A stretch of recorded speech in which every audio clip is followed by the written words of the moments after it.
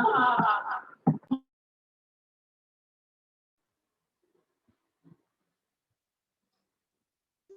morning, sir.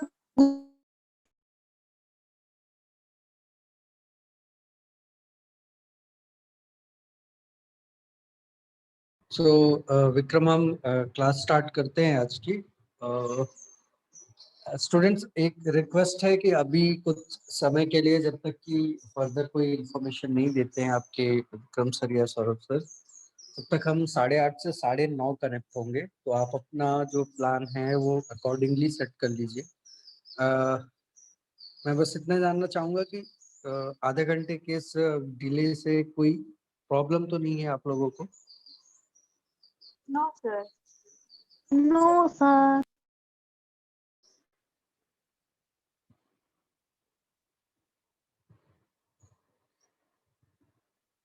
ठीक है, तो आप फिर भी एक बार डिस्कशन कर लीजिएगा जो बाकी स्टूडेंट्स हैं, और इसके बाद फिर हम अभी कुछ समय के लिए 8:30 से 9:30 अपनी क्लास कंटिन्यू करेंगे। और फिलहाल आगे बढ़ने से पहले आज से नवरात्रि चालू हो रही है, तो आप लोगों को शुभ नवरात्रि। माता रानी करे कि आप लोगों की लाइफ, आप लोगों का करियर आगे और अच्छा हो और बेहतर हो इस नवरात्रि के बाद, इस नवरात्रि से। Thank you sir. Thank you sir. आपको भी happy नवरात्रि की शुभकामनाएं।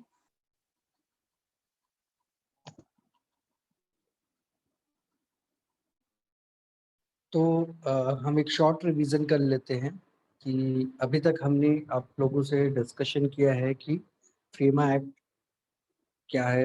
हमने फेमा के बारे में डिस्कशन किया हुआ है। फेमा 1999 में इम्प्लीमेंट हुआ हमारे फाइनेंशियल सेक्टर्स में, और इसका मेन जो मोटिव है, मेन यूज है, वो हमारा फॉरेन एक्सचेंज जो है, इसकी जो प्रोसीजर है बैंकिंग या फाइनेंस सेक्टर में, हमारे फाइनेंशियल सिस्टम में, उसको रेगुलेट करना है।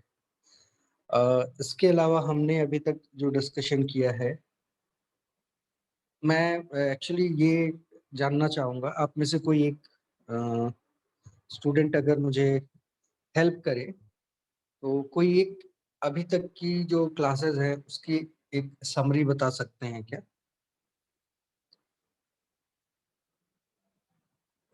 आप में से कोई भी एक, ताकि हमें भी ये समझ में आए कि आप लोगों का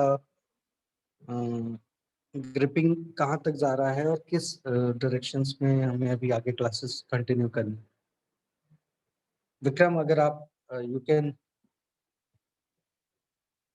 summarize the whole class till now.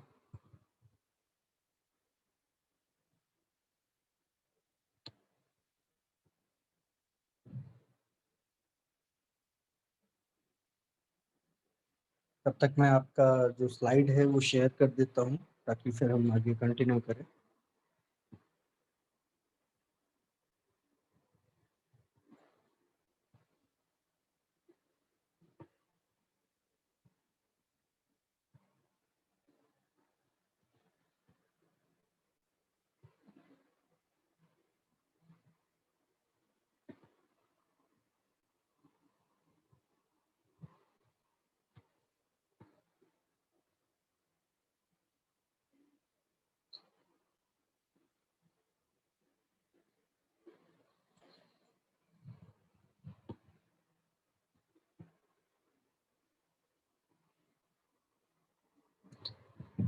ठीक है, तो मैं खुद समराइज कर देता हूँ, ताकि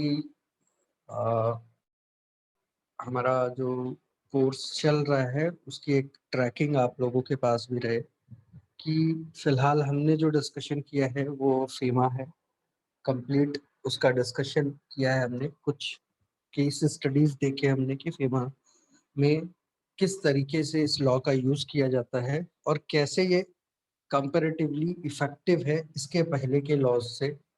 स्पेशली इससे पहले जो फेरा एक्ट था उसमें क्या खामियां थी, फेमा में ऐसी क्या चीजें ऐड की गई हैं जो इसे फेरा से डिफरेंट बनाता है, और स्पेशली 90s के टाइम में जो हमारे फाइनेंशियल सेक्टर में चेंज किया गया, जो ग्लोबलाइजेशन के कारण जो फॉरेन एक्सचेंज से रिलेटेड जो हमें परेशानियां आई, उसको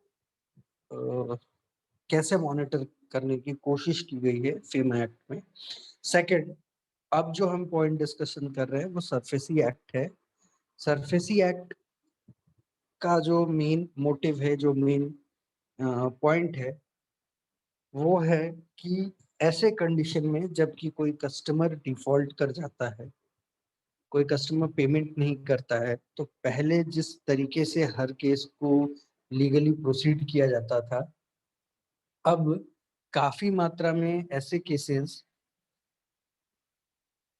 जो हैं वो लीगल प्रोसीडिंग की बजाय इस एक्ट के जरिए जब हम कंक्लूड करने की कोशिश करते हैं, उस पर कोई डिसीजन देने की कोशिश करते हैं, तो बहुत सारे केसेस में डायरेक्टली इस एक्ट का यूज करके विदाउट कोर्ट प्रोसीडिंग गए हम उस प्रॉपर्टी को कन्फिस्केट करते हैं, यानी कि जब्त करते हैं उसे bye the means of reconstruction, bye the means of repayment, by the means of selling of that property, हम अपना, या कहने का मतलब बैंक का जो लोन है वो कवर कर लेते हैं।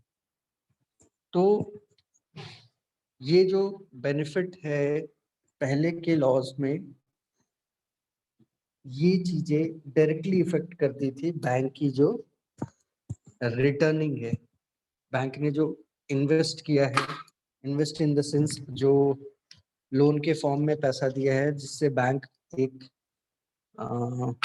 इनकम गेन टारगेट करके चल रही थी, वो पैसा अब डायरेक्टली जब इन प्रॉपर्टीज को सीज करके सेल आउट किया जाता है तो डायरेक्टली बैंक के पास रिटर्न आ जाता है और बहुत ज्यादा लीगल प्रोसीडिंग्स में जाने की जरूरत नहीं पड़ती है। अच्छा, अब हम जो कंटिन्यू करेंगे लास्ट में जहाँ पे हमने छोड़ा था कि इस लॉ का, इस एक्ट का ऑब्जेक्टिव क्या है या इसका स्कोप क्या है, क्योंकि कोई भी एक्ट अगर आता है, कोई भी लॉ आता है, ठीक है, तो अगर जिस समय थियोरेटिकली इसे बनाया जाता है तो इन बातों का ध्यान रखा जाता है कि इसका एंड यूज क्या होगा, इससे हमारा बेनिफिट क्या होने वाला है, हम क्या चीज टारगेट करके इसे इम्प्लीमेंट कर रहे हैं। पर अगर कोई कोई पर्टिकुलर लॉ, कोई पर्टिकुलर प्रोजेक्ट, जैसे कि आप कोई भी प्रोजेक्ट पे वर्क करते हैं तो आप उसका एंड यूज पहले डिसाइड करते हैं कि हमें इस पर्टिकुलर प्रोजेक्ट में अचीव क्या करना है। तो वैसे ही ये जो सरफेसी एक्ट है, इसका जो मेन ऑब्जेक्टिव है वो डायरेक्टली, अब जब आप सरफेसी का फुल फॉर्म भी समझने की कोशिश करेंगे तो इसका सीधा सीधा संबंध है वो लोन्स जहां पे कोई ना कोई प्रॉपर्टी, कोई ना कोई सिक्योरिटी इन दी कोई ना कोई प्रॉपर्टी या कोई ना कोई objective in the form of security ली गई है। जिन लोन्स में ये सिक्योरिटी नहीं ली जाती है वहां पे इस लॉ का यूज नहीं किया जा सकता है।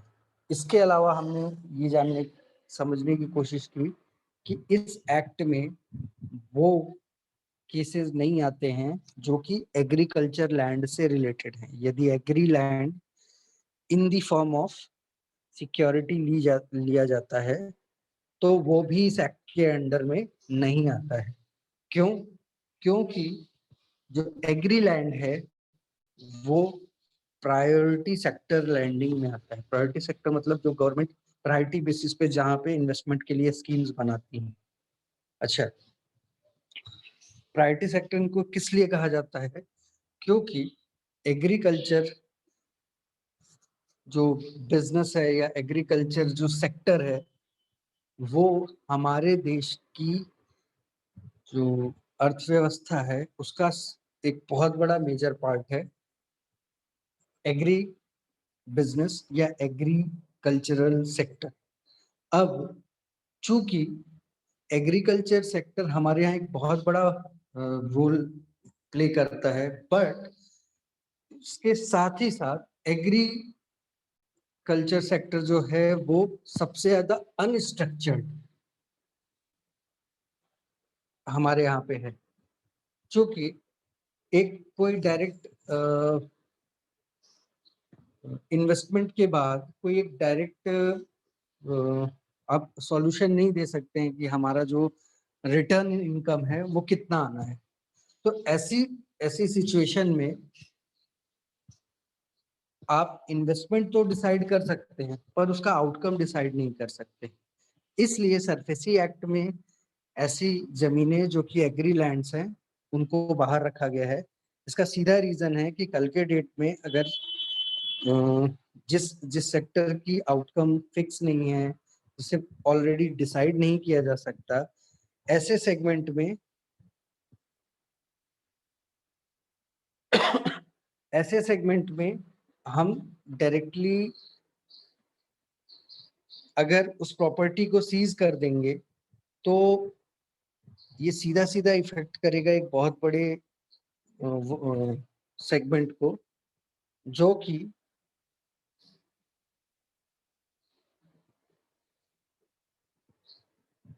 हमारे हमारी जो अर्थव्यवस्था है, हमारी जो फाइनेंशियल सेक्टर है, हमारा जो फाइनेंशियल सेगमेंट है, उसको डायरेक्टली इफेक्ट करेगा।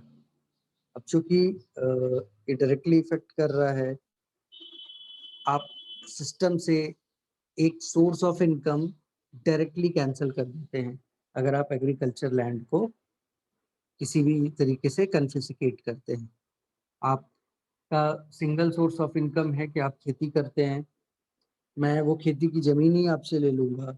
तो जनरली हमारे देश में जो किसान हैं वो अनस्ट्रक्चर्ड हैं, ये जो सेगमेंट है, और सबसे बड़ी बात ये है कि इनके पास कोई अदर सोर्स ऑफ इनकम नहीं है।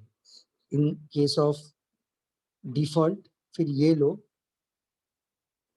अलग से कोई पेमेंट करने की हालत में नहीं होते। सो ये सिनेरियो है जहाँ पे सरफेसी एक्ट यूज नहीं होता। इसके अलावा एक जगह और है जहाँ पे सरफेसी एक्ट यूज नहीं होता है, जब सिक्योरिटाइज की गई प्रॉपर्टी, सिक्योरिटाइज की गई लैंड या एफडी या इस तरीके का कोई भी जो शेयर है वो किसी थर्ड पार्टी के साथ कॉन्ट्रैक्चुअल एग्रीमेंट में है। इसको सिंपल तरीके से हम समझेंगे कि मैंने किसी को कोई जो पैसा है या कोई फंड है वो देने के लिए ऑलरेडी एक एग्रीमेंट किया हुआ है कि एक पर्टिकुलर जो शेयर है वो हम in the part in the form of investment मैं कहीं और देने के लिए ऑलरेडी प्लेज कर चुका हूँ। अब चूंकि वो पर्टिकुलर प्रॉपर्टी मेरे नाम से है, ठीक है, तो मैं उसे सिक्योरिटाइजेशन में डाल सकता हूँ, मैं कहीं ना कहीं उसको प्लेज में रख सकता हूँ।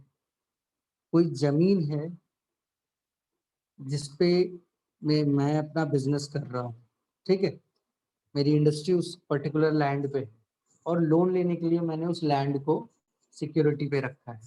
अब चूंकि जब मैं किसी और के साथ बिजनेस कर रहा हूँ तो वो जो कंपनी है, वो जो प्रॉपर्टी है और वहाँ पे जो रखा जो सामान है, वो स्पेशली जो सामान है, जो प्रोडक्ट है जिसको मैंने किसी थर्ड पार्टी को देने के लिए सिक्योरिटी में रखा है, तो कल के डेट में बैंक के रीपेमेंट के लिए उस सामान को जब्त नहीं किया जा सकता है, भले ही वो बैंक से लोन लेते समय एक सिक्योरिटी मीडियम था। जब हम आज के डेट में आप कभी बिजनेस लोन लेंगे तो कई बार लोग अपने जो एसेट होते हैं उसका वैल्यूएशन कराते हैं और उसके बेस पे भी पेमेंट होता है। पर जो एसेट है, ऐसा जरूरी नहीं है कि वो एसेट केवल और केवल उसकी 1-to-1 प्रॉपर्टी हो सकता है कि उसने कहीं और बिजनेस करने के लिए उस पर्टिकुलर एसेट को के लीगल एग्रीमेंट्स बनवा के रखे हों कि आप आपको मैं ये एसेट डिलीवर करूंगा 6 महीने में या 8 महीने में, मैं आपको पेमेंट करने वाला हूँ, ठीक है। तो ऐसी सिचुएशन में बैंक सरफेसी एक्ट के अंडर में ऐसी प्रॉपर्टीज को सीज नहीं कर सकते हैं, ठीक है। अब हम जब आगे कंटिन्यू करेंगे तो हम समझने की कोशिश करेंगे कि ये एक्ट कहाँ एप्लीकेबल है, कहाँ एप्लीकेबल नहीं है, वो हमने डिस्कस किया अभी। बट एक्चुअल सेंस में इसका क्या एंड यूज है वो हम डिस्कस करते हैं एप्लीकेबिलिटी के टर्म्स, कि कहाँ इसे एप्लीकेबल करना है, कहाँ इसे एप्लीकेबल नहीं किया जा सकता है।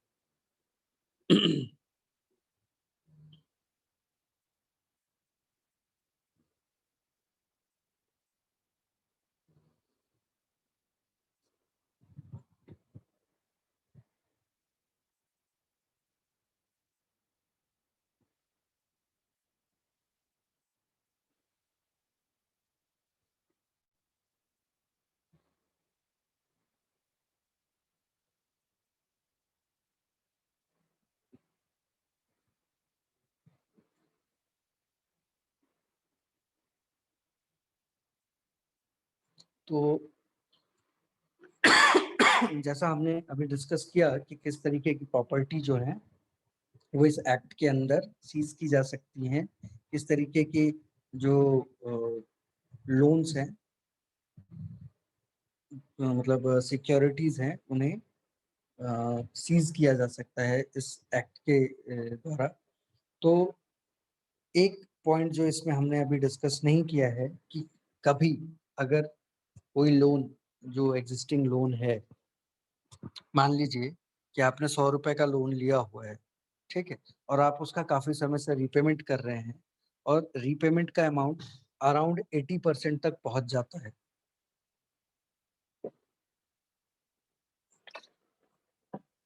यानी कि आपने टोटल लोन अमाउंट का 80%, 80 रुपए आपने पेमेंट कर दिया है ऑलरेडी।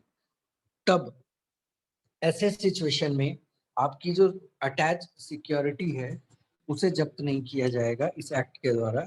अगर उसके बाद वो 20% आप पेमेंट नहीं करते हैं तो एनपीए होने की कंडीशन में बैंक इस एक्ट का यूज करके आपकी जो एफडी है, सिक्योर्ड एफडी है या आपकी सिक्योर्ड प्रॉपर्टी है, उसको जब्त नहीं कर सकती है। फिर वो नॉर्मल लीगल प्रोसीडिंग में ही जाकर इसको क्लियर आउट कर सकती है कि अगर आपने उसके बाद पेमेंट नहीं किया तो बैंक ज़्यादा से ज़्यादा पहले कलेक्शन करने की कोशिश करेगी, आपको सेटलमेंट के ऑप्शंस देगी, और उसके बाद भी अगर केस क्लियर नहीं होता है तो वो उसके बाद आपको कोर्ट प्रोसीडिंग्स के लिए ही जाना पड़ेगा। आप उस प्रॉपर्टी को इस एक्ट का यूज करके या उस लोन को इस एक्ट का यूज करके क्लियर आउट नहीं किया जा सकता है। इसके बाद अगर कोई लोन जो है, जो आज के डेट में जितनी भी बैंक्स या फाइनेंशियल इंस्टीट्यूशंस लोन देती हैं वो किसी न किसी प्रकार की सिक्योरिटी लेती हैं। अच्छा, अब इस केस में जो loans in the form of securitization, hypothecation और मॉर्गेज के केसेस होते हैं। हाइपोथिकेशन, मॉर्गेज या प्लेज, ये तीन चीजें जो हैं ये बैंकिंग टर्म्स में बहुत रेगुलर यूज होती हैं। जब आप कोई कार लेते हैं, ठीक है, तो वो हाइपोथिकेट की जाती है बैंक के नाम पे, यानी आप देखते होंगे कि जो ओरिजिनल कॉपी है वो बैंक में सबमिट होती है, और जो गाड़ी का एक्चुअल ओनर उस समय होता है, आपका जो आरसी बुक भी आएगा उसमें आपका नाम वगैरह सब मेंशन रहेगा, पर आपके रिकॉर्ड्स में बकायदा दिखेगा कि वो किस बैंक से हाइपोथिकेटेड है, यानी जो उसका ओरिजिनल पेपर है वो बैंक के पास पोजीशन में रहेगा, और डिफॉल्ट के केस में बैंक उस प्रॉपर्टी को सीज कर सकती है। यानी अनटिल अनलेस आपका लोन क्लियर नहीं होता है तब तक वो कार या वो बाइक जो है, वो टू व्हीलर बैंक में हाइपोथिकेटेड रहेगी, ठीक। ऐसे केस में इस एक्ट का यूज करके उस कार को सीज कर लिया जाता है डायरेक्टली। पहले इसमें भी लीगल प्रोसेस होता था, बैंक के थ्रू नोटिस भेजा, कोर्ट के थ्रू नोटिस भेजा जाता था, उसके बाद जाकर उसको सीज किया जाता था। आज के डेट में बैंक डायरेक्टली सीज कर सकती है। बैंक के जो कलेक्शन टीम है वो जाएगी, सामान उठाएगी, आपको एक नोटिस देगी और सामान लेकर आ जाएगी। बाद में उसका ऑक्शन किया जाता है और वो प्रॉपर्टी निकल जाती है। आपने अभी अगर आप रेगुलरली नेट पे सर्च करेंगे तो जितनी भी ये फाइनेंस कंपनीज है, महिंद्रा फाइनेंस हो गया या जो भी श्रीराम फाइनेंस है, श्रीराम ट्रांसपोर्ट है, आप देखेंगे कि इनका मंथली बेसिस पे ऑक्शन लिस्ट निकलता है। आप नेट पे जाइए, आप ऑक्शन लिस्ट वहाँ पे जो निकला होगा उसे चेक करिए अपने स्टेट के हिसाब से, अपने डिस्ट्रिक्ट के हिसाब से, और आप उस ऑक्शन में जाकर पार्ट ले सकते हैं। और अच्छी कंडीशंस की गाड़ियां अगर आपको वहां समझ में आती हैं तो आप खुद डायरेक्टली बाई ऑक्शन उसे ले सकते हैं। जनरली जो नई गाड़ियां होती हैं वही यहाँ पे रहेंगी, ज़्यादा उनका इंस्टॉलमेंट पेमेंट नहीं हुआ होता है। बहुत कम ऐसे रेयर केसेस आते हैं कि एकदम बहुत पुरानी गाड़ी जिसका बहुत बड़ा अमाउंट पेमेंट हो गया रहता है, वो यहाँ पे ऑप्शंस में दिखेंगे। तो ये एक रेगुलर प्रोसीडिंग आज के डेट में हमारे सिस्टम में आ गई है, जो पहले नहीं हुआ करती थी।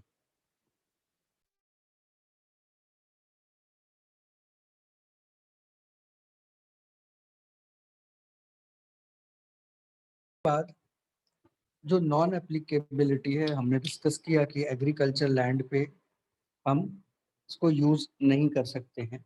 इसके अलावा भी कुछ ऐसे कंडीशंस हैं जहाँ पे ये एक्ट का हम डायरेक्ट यूज नहीं कर सकते हैं, वहाँ ये एप्लीकेबल नहीं होगा और फिर वही नॉर्मल प्रोसीडिंग हमें करनी होगी। जैसे अभी एग्रीकल्चर लैंड तो हमने डिस्कस किया ही किया, इसके अलावा जो लोन 80% तक पेमेंट हो गया है वो भी इस एक्ट के अंडर नहीं आएगा। प्लस यहाँ पे कई ऐसे कंडीशंस आते हैं जहाँ पे वो जो सिक्योरिटी दी गई है, ठीक है, जो साथ में प्रॉपर्टी अटैच की गई है लोन के साथ सिक्योरिटी के फॉर्म में, वो अगर कॉन्ट्रैक्ट, इंडियन कॉन्ट्रैक्ट एक्ट 1972 या सेल ऑफ गुड एक्ट 1930 के अंडर आता है। जैसा मैंने अभी आपके साथ डिस्कस किया कि कोई कंपनी कोई मटेरियल बनाती है तो लोन लेते समय वो उसे अपनी इन्वेंट्री में दिखाती है कि ये सामान है, इसका इतना वैल्यूएशन है। ये सारी चीजें कैलकुलेट करने के बाद ही बैंक लोन देती है। अब वो सामान उसकी 1-to-1 प्रॉपर्टी तो है कंपनी की, बट उसके लिए उसने कहीं से एग्रीमेंट किया हुआ है, ठीक है, उसको सेल आउट करने का एक एग्रीमेंट उसने किसी दूसरी पार्टी के साथ किया है कि हम 6 महीने में आपको इस माल की डिलीवरी करेंगे। तो 6 महीने के लिए तो वो प्रॉपर्टी उस कंपनी की है, बट चूंकि ये डायरेक्टली कनेक्टेड है किसी थर्ड पार्टी से वाया लीगल एग्रीमेंट, तो ऐसी सिचुएशन में ये सरफेसी एक्ट से इसका इस प्रॉपर्टी को जब नहीं किया जाएगा, ऐसी कंडीशन में केवल लीगल प्रोसीडिंग्स के लिए ही आप जा सकते हैं और केवल लीगल प्रोसीडिंग्स में ही ये क्लियर होगा, ठीक है। सरफेसी एक्ट का यूज करके डायरेक्टली बैंक इस पे एक्शन नहीं ले सकती है। तो ये कुछ तरीके हैं जो कि सरफेसी एक्ट में हम देखते हैं while handling a case of NPA. NPA की जब सिचुएशन आती है तो ये जो तरीके हैं वो यूज किए जाते हैं। अच्छा, अब जब हम सरफेसी एक्ट देख रहे हैं, जैसे हमने फेमा एक्ट देखा था, तो बहुत सारे टर्म्स थे, बहुत सारे ऐसे वर्ड्स थे जो कि क्लियरली डिफाइन किए गए थे फेमा एक्ट के अंदर। इन्हें डिफाइन करने का रीजन ये है कि जब भी कोई लॉ क्रिएट किया जाता है, हमने ये पहले भी डिस्कस किया हुआ है कि जब भी कोई लॉ क्रिएट किया जाता है तो उसमें एक पर्टिकुलर वर्ड को या एक सिचुएशन को डिस्क्राइब किया जाता है कि हम किस पर्सन को कस्टमर मानेंगे, हम किस पर्सन को बोरोवर कहेंगे, इसको प्रॉपरली डिफाइन किया जाता है। ये इन सिचुएशंस को बताता है कि हम जब कोई लीगल एग्रीमेंट कर रहे होंगे तो जब इस वर्ड का यूज होगा उस लीगल एग्रीमेंट में तो उसका मीनिंग क्या निकलेगा, हम किसे बोरोवर कहेंगे। हमने एग्रीमेंट में लिखा हुआ है जो कि एक लीगल पेपर है कि कस्टमर टू बियरर, ठीक है, कस्टमर टू बैंक, तो बैंक किसे कहेंगे, इस चीज का भी डेफिनेशन उसमें लिखा होता है।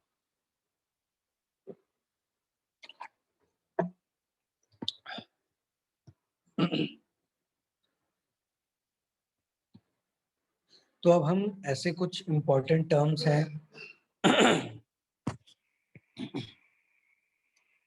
सॉरी हम कुछ ऐसे इम्पोर्टेंट टर्म्स हैं जिसे अभी डिस्कस करेंगे, साथ में ही एक जनरल ओवरव्यू है जिसे हम आगे डिस्कस करना है।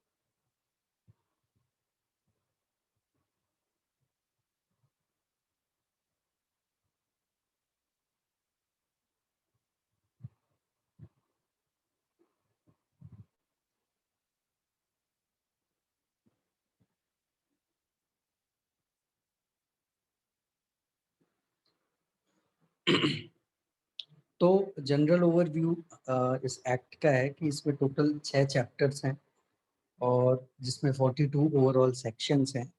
अलग अलग चैप्टर्स में अलग अलग चीज़ें डिस्कस की गई हैं। पहले चैप्टर में टाइटल है, डेफिनेशन है, ठीक है, और इससे रिलेटेड जो भी प्रिलिमिनरी चीज़ें होती हैं, जो प्राइमरी चीज़ें होती हैं किसी लॉ से रिलेटेड की हम सिक्योरिटाइजेशन किसे कहेंगे, हम बैंक किसे कहेंगे, हम बोरोवर किसे कहेंगे, ये चीज़ें डिफाइन की गई हैं पहले चैप्टर में।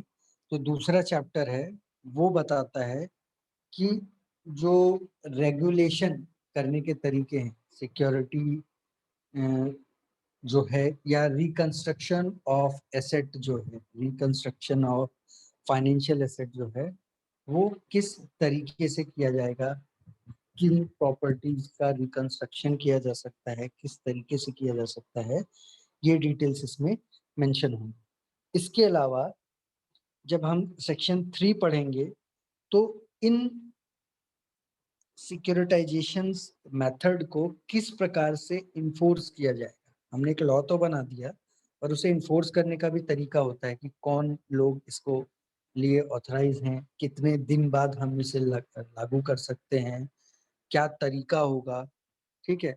डायरेक्टली बैंक का कोई आदमी जाकर तो ये एक्शन करेगा नहीं, तो पहले नोटिस जाएगा, उसके बाद फिर अगर रिस्पांस नहीं आता है, पेमेंट नहीं होता है, ऐसे सिचुएशन में फिर कलेक्शन टीम का डिस्कशन, नोटिस, ये सारी चीजें होने के बाद ही हम इस एक्ट का यूज करेंगे और अपना जो सिक्योरिटी है उसे जब्त कर सकते हैं, अपना जो इंटरेस्ट और जो पे आउट है उसे by the means of reconstruction of asset or by the means of securitization of asset वो यूज करेंगे।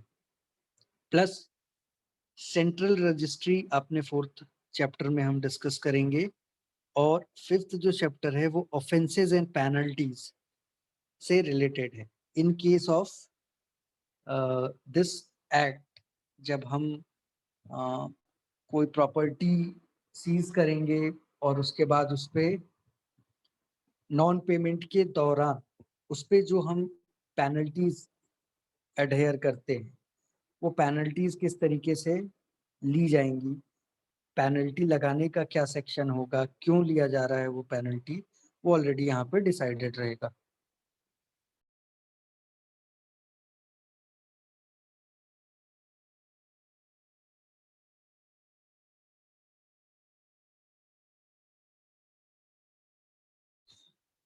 तो ये जो इस लॉ का जनरल एक ओवरव्यू है कि हम किस तरीके इस लॉ में अलग अलग सेक्शंस में क्या क्या चीजें मेंशन की गई हैं। अब इसके बाद जो कुछ इम्पोर्टेंट टर्म्स हैं हम वो डिस्कस करेंगे कि सिक्योरिटाइजेशन का मतलब क्या होता है। तो ये जो सिक्योरिटाइजेशन है ये इस एक्ट के सेक्शन 2 में इस चीज को डिस्कस किया गया है, इसकी मीनिंग को वहां पे मेंशन किया गया है कि हम सिक्योरिटाइजेशन से समझते क्या है, क्या मतलब होता है। अगर हम एक वर्ड यूज करते हैं कि हम सिक्योरिटाइजेशन फैसिलिटी प्रोवाइड करेंगे, तो इसका मतलब ये होता है कि हम किसी प्रॉपर्टी का एक्विजिशन करेंगे, हम उस प्रॉपर्टी को एक्वायर करते हैं by the means of securitisation company.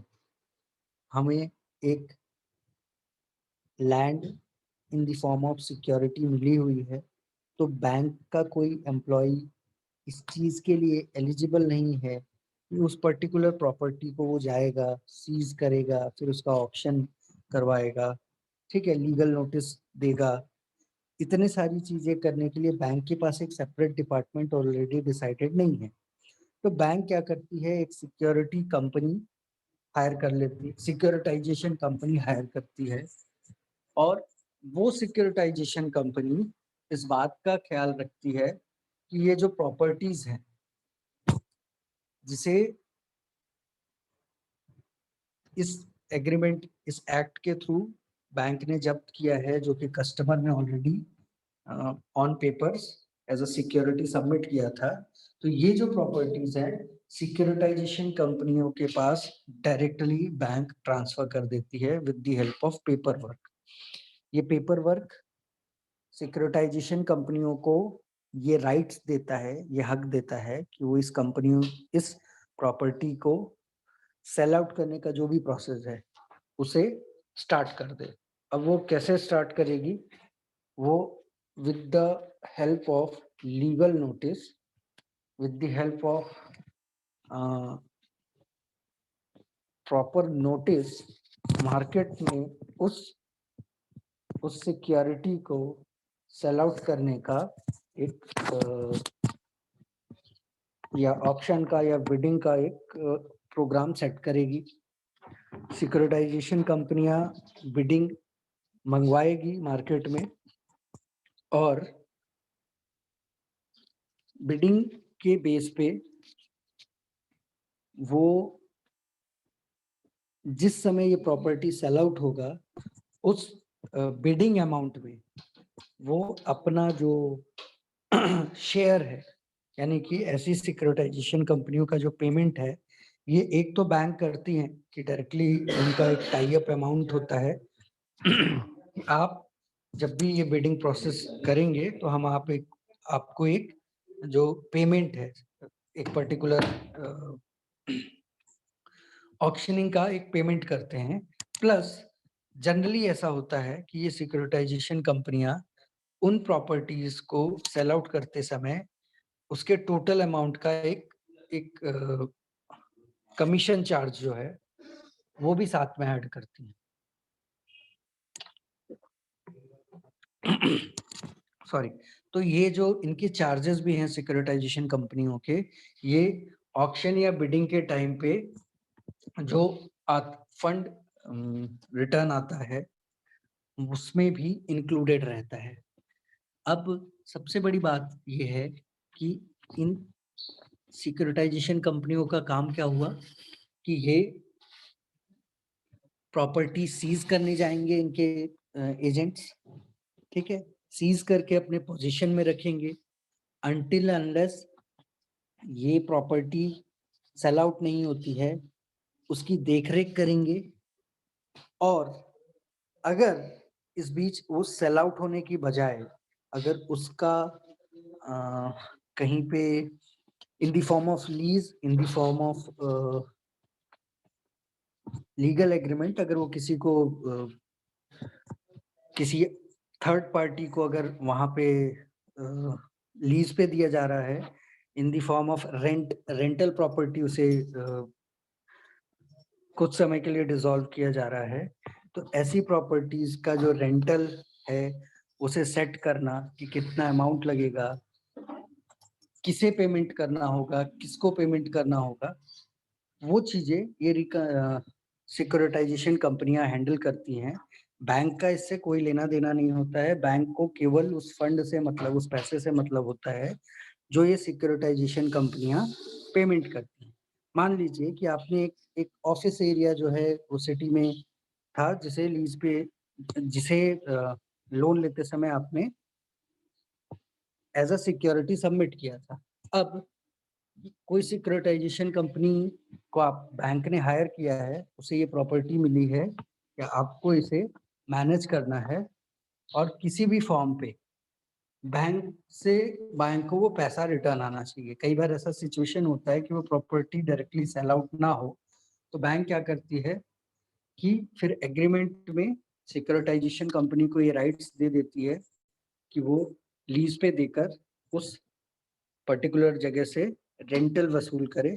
Rent जो है वो इतना सेट किया जाता है कि बैंक को एक फिक्स अमाउंट रिटर्न के फॉर्म पे आता रहे, जो कि पर्टिकुलर जो कस्टमर है जिसका लोन था उसके लोन अमाउंट को कवर करने के लिए वो सेट कर देते हैं कि 12 महीने तक अगर इतना पैसा मंथली बेसिस पे आएगा तो बैंक का पैसा क्लियर हो जाएगा। इस बीच जो रेंटल प्रॉपर्टी है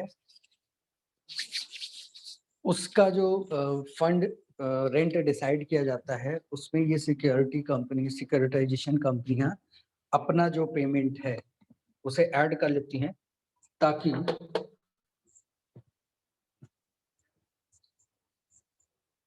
उनकी जो उनका जो पेमेंट है, उनका जो कमीशन है, क्योंकि मोस्टली ये कंपनियां कमीशन बेस पे भी काम करती हैं, इफ इट्स इन अमाउंट के अलावा ये कमीशन एक्वायर कर लेती हैं। तो ऐसे सिचुएशन में होल सोल उस प्रॉपर्टी की जो रखवाली का काम है वो सिक्योरिटाइजेशन कंपनियां करती हैं।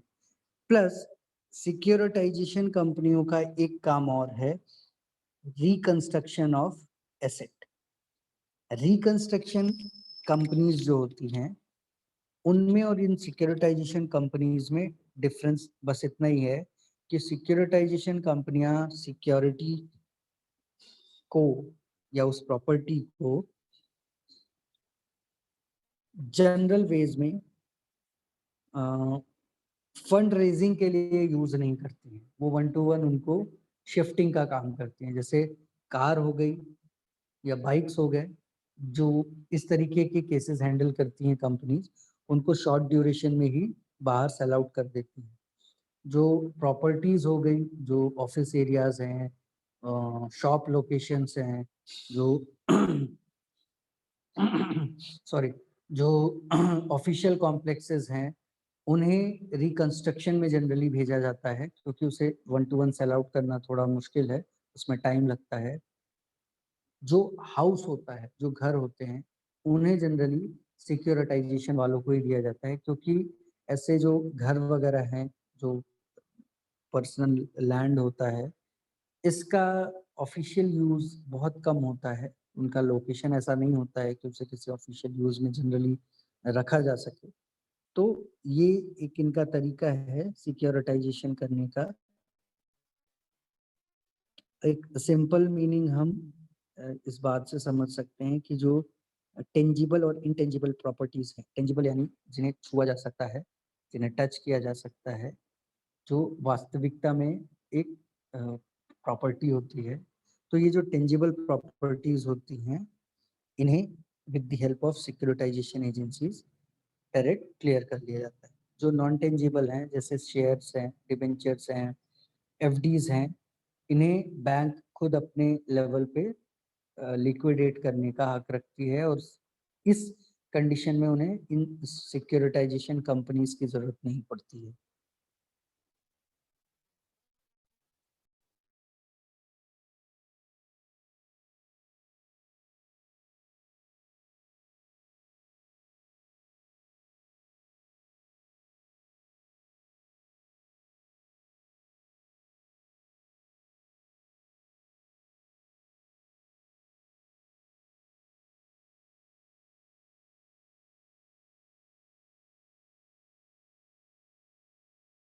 बाद जब हम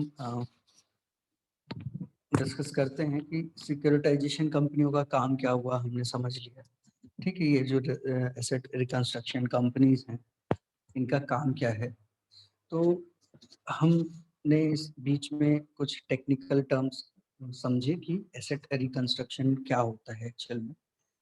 इसके अलावा कुछ और टेक्निकल टर्म्स हैं जो कि फाइनेंशियल सेगमेंट में यूज होते हैं। इसका इम्पैक्ट या इसका यूज, इसको समझना इसलिए ज़रूरी है क्योंकि जब इन वर्ड्स का यूज किया जाता है तो इसका स्पेसिफिक मीनिंग है कि हम अगर एक कंडीशन को डिस्क्राइब कर रहे हैं तो इन वर्ड्स का उसमें क्या यूज है, इन वर्ड्स का मतलब क्या है। जैसे कि हम बोलते हैं कि एक लोन एनपीए हो गया, तो एक लोन एनपीए होने का मतलब, एनपीए का full form non performing asset. एक लोन जो है, चूंकि बैंक के लिए लोन एक एसेट होता है, तो अब वो एसेट परफॉर्म नहीं कर रहा है। परफॉर्म नहीं कर रहा है यानी उससे इनकम आना, उससे इंटरेस्ट रिटर्न आना बंद हो गया है। तो एनपीए किसे कहा जाता है? एक लोन जब 60 डेज तक उसका पेमेंट नहीं आता है, या ये यूं भी कह सकते हैं कि एक इंस्टॉलमेंट डेट के बाद, जिस दिन लास्ट इंस्टॉलमेंट आया था उस दिन से 90 दिन तक अगर कोई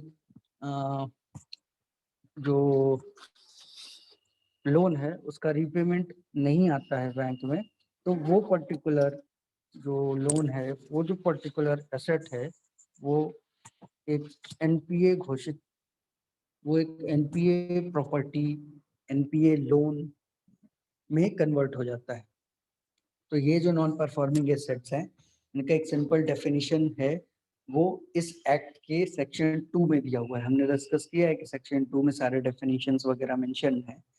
तो under SARFAESI act 2002, a non-performing asset is the asset which is classified by bank or financial institution as substandard, doubtful और loss asset। तीनों पार्ट इसमें लिया गया है कि सब स्टैंडर्ड है, प्रॉपर पेमेंट नहीं आता है, जिसमें मान लीजिए 10,000 का ईएमआई है और उसमें पेमेंट आ रही है 2,000-3,000, कस्टमर ने डाल दिया, वो भी बहुत ज्यादा फॉलोअप के बाद कलेक्शन कंपनी कलेक्शन टीम जा रही है, बार बार वो बार बार बोल रहे हैं हमारे पास पैसा नहीं है, हमारे पास 10,000 नहीं है, 2,000 है। तो ऐसे जो लोन्स होते हैं उन्हें एनपीए की कैटेगरीज में रखा जाता है। उसके बाद सेकंड, दैट इज डाउटफुल, कि कस्टमर वो प्रॉमिस तो कर रहा है कि मैं सर अगले महीने मेरा ये बिजनेस का पैसा आ जाएगा, फिर मैं आपको पेमेंट कर दूंगा, मैं 10 दिन में कर दूंगा, मैं 20 दिन में कर दूंगा। इस तरीके का जब प्रॉमिस बैंक करता है तब इसे एनपीए कहा जाता है।